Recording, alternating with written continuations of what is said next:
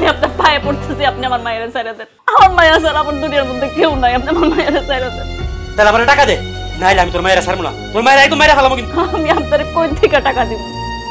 টাকা তো আমার কাছে নাই, টাকা তো ব্যাংকে রাখা। নাটক করস? হ্যাঁ, ব্যাংকের থেকে আমি টাকা দিতে বুঝছ না?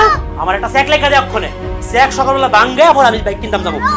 আমি দিতেছি, আপনি চালেন আমি দিতেছি। তুই আগে চেক লেখা লয়ে যা, আগে চেক নিয়ে আয়। আল্লাহর দোহাই লাগে, আপনি আমার মায়ের, আমি দিতেছি আপনার খারাপ।